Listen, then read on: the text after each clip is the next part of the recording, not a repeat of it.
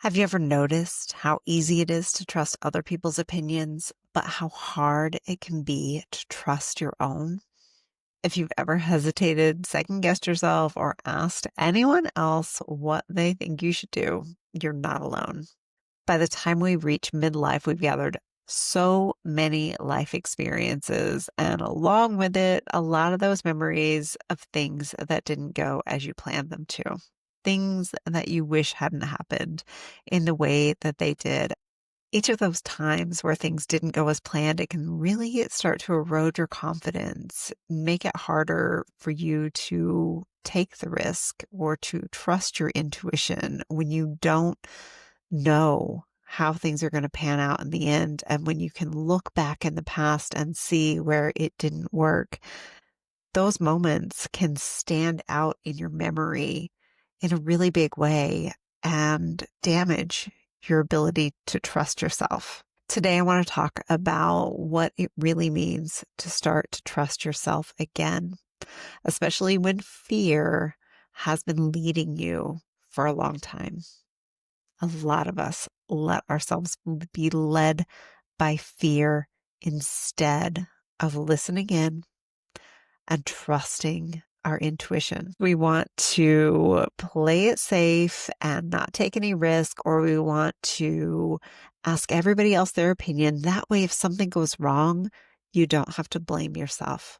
And that's probably what it really comes down to is we don't want to blame ourselves for the things that have gone wrong in our life. It is so much better to be able to blame somebody else, but you actually can't blame anybody else for anything in your life. You have to take responsibility for everything in your life.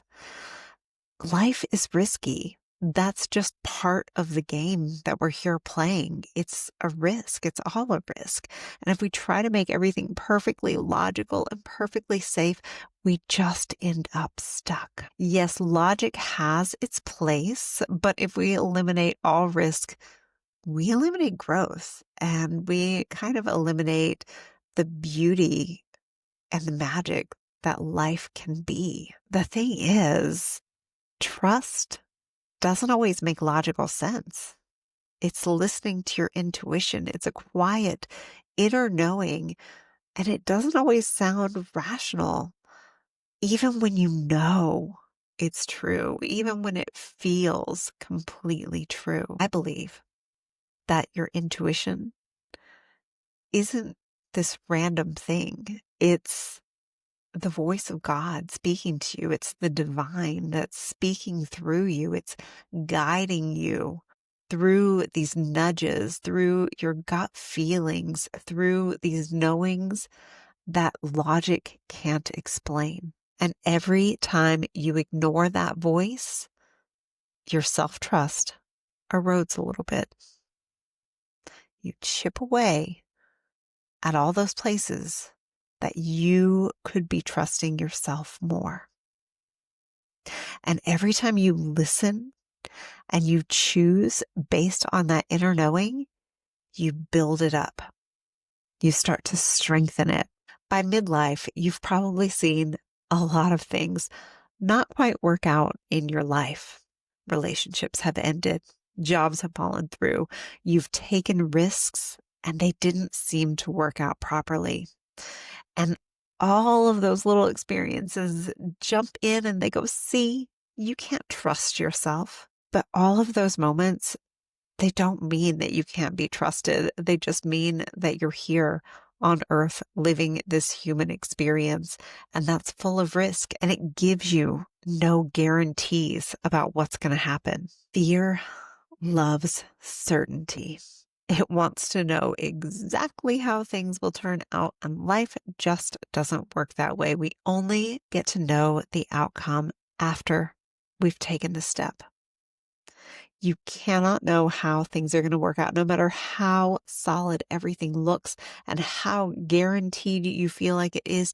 You still don't know how it's going to work out in the end. Fear is asking for you to know every step along the way and exactly how it's going to come out, and you just can't know that. When you are working on building trust in yourself, you have to have faith. that you'll figure things out as you go, that you'll be okay, even if it doesn't work out perfectly, and that you will have the resilience to pivot and change and recover when things don't go as you expected them to. And that might be the most important part of trust. You're not trusting that everything is going to work out perfectly, that you will never fail. What you're really trusting is that you have the ability to get back up and keep moving forward, even when it seems like things aren't going right for you. By midlife, it seems like you carry lifetimes worth of stories, both good and bad.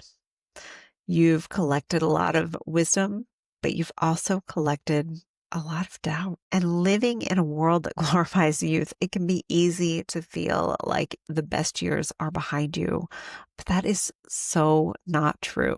Midlife isn't the end of the story. It's actually a brand new chapter that's beginning. It's a chapter where we're not starting over fresh from the beginning, but you're actually starting from a lifetime full of experience. You've made it here. You've proven your ability to survive, to adapt, to grow, to overcome things. You just need to remember that evidence and let that rebuild your confidence. We tend to put a lot more weight on the negative experiences of life. And what we need to do is look back over all those experiences and see where they have caused us to grow. So getting practical, I'm going to give you 5 steps to help you rebuild your confidence and start trusting yourself again. First, I want you to listen within. Just take a moment to pause and ask yourself, what do I already know? What feels right for me? By asking what feels right for me, you start to strengthen your intuitive muscle because you actually know inside what is right for you. You just don't trust that right now. When you're asking that question, I want you to take a moment to check in with your body, like physically. When you are trying to make a decision, feel the sensations in your body and see what they're telling you. Do you have a dropic, like pit of the gut feeling of dread? That might be leading you in a certain direction. You might also have butterflies in your stomach, but they are actually the feeling of excitement and anticipation. Notice what's happening in your body when you're making a decision.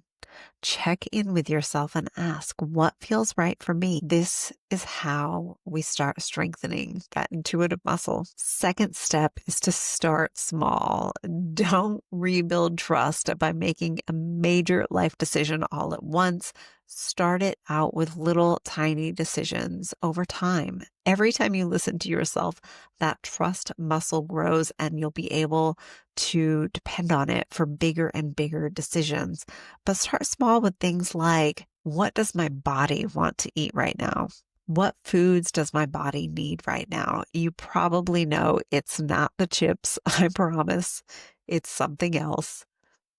Your body knows what it needs. Third thing that you can do to start rebuilding your trust is go back through your life and make an inventory of your wins. Notice the times that you showed up, you followed through, you chose what was right for yourself, you said no when you meant it and it felt good. You said yes when you meant it and it felt right. The times that you took a risk and it worked out. What were the other things involved in that? Remind yourself that you have made good choices in the past and you are perfectly capable of making good choices and trusting yourself right now. And the fourth step of really learning to trust yourself again is to also look at the mistakes that you've made in the past and reframe them. Because when you mess up, and you will mess up, that's part of life, it doesn't actually mean that you can't be trusted. Let those wrong turns be feedback, not failure. Notice where you maybe knew that you should do something else but you chose differently than you actually knew was right for you. And sometimes the mistakes actually put us on the right path and they just feel like mistakes in the moment. Notice those too. And the fifth step I'm going to share with you today for starting to really trust yourself again is to work on your no.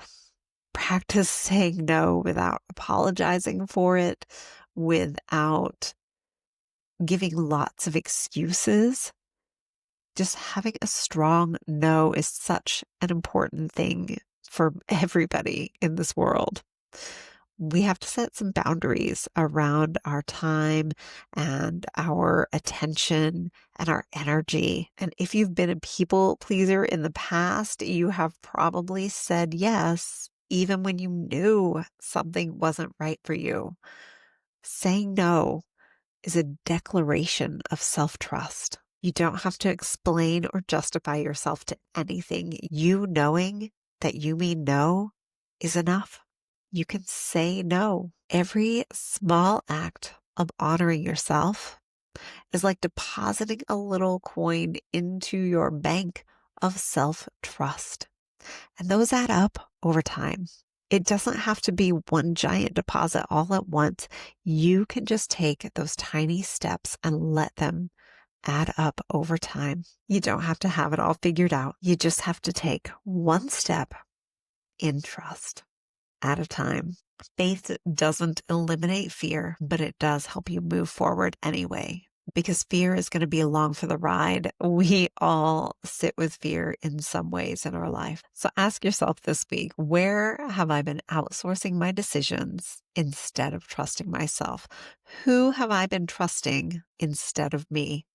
And what's one small step that I can take to begin rebuilding that trust? I gave you 5 things you can do today. Which one are you going to do first? I'd love to hear your thoughts in the comments below. And if you are watching this as it's coming out, this is a concept we are exploring inside of the Living the Game of Life community over on School. I would love for you to join us there as we have more and more conversations this month about faith and trust over fear. Remember, every time you choose to trust yourself, you strengthen your faith. My name's Lesley Christine. I'm an emotional healing and metapsychology coach, and I help women in midlife to let go of the emotional baggage, start to trust themselves again, and begin creating the life that they know that they're meant to be living. I'll see you next week.